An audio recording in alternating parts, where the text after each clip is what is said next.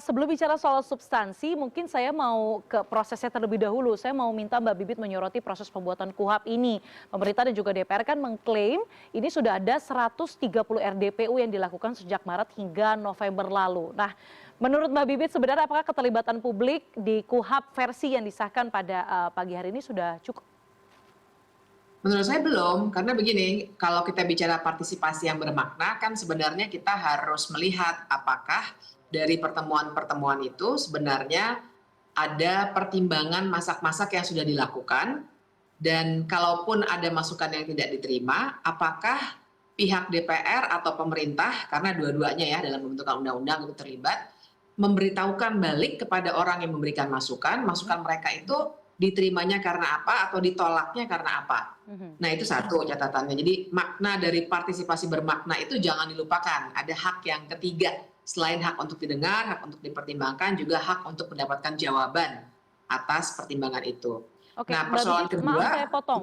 Tadi dalam wawancara saya dengan Prof. Edi, Wamenkum menyebutkan bahwa sebenarnya sudah disampaikan nih Mbak, ada feedback-feedback yang diberikan bahwa aspirasi ini diterima, aspirasi ini tidak diterima. Apakah memang teman-teman masyarakat koalisi sipil tidak menerima feedback itu?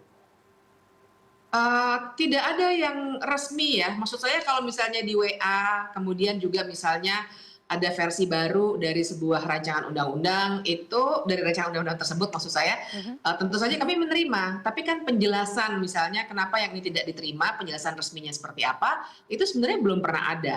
Nah, tapi kemudian yang kedua juga, apa yang dikualifikasi sebagai RDPU. Jadi 130 itu harus kita cek lagi deh, karena kalau melihat dari Instagramnya DPR, nah itu disebutkan yang sudah ketemu A, B, C, D, misalnya ada satu nama Del Pedro Marhaen yang sekarang lagi ada di tahanan kejaksaan karena disangka terlibat dalam kerusuhan, dan yang catatan kami adalah Del Pedro sebenarnya menyatakan protes tapi tidak diterima masuk ke dalam ruangan DPR. Jadi yang dimaksud keterlibatan itu apa? Apakah kalau orang demonstrasi itu dianggap keterlibatan, atau ada orang-orang yang memberikan substansi secara langsung dan memaparkan dan dipertimbangkan. Jadi 130 itu saya kira kita mesti lihat lagi datanya, saling di cross check, karena banyak juga pertemuan yang sifatnya informal yang kemudian diklaim sebagai rapat dengar pendapat umum, itu kan RDPU. Nah RDPU itu kan harus ada syaratnya, misalnya sebelum RDPU diberikan atau tidak naskah rancangan undang-undangnya.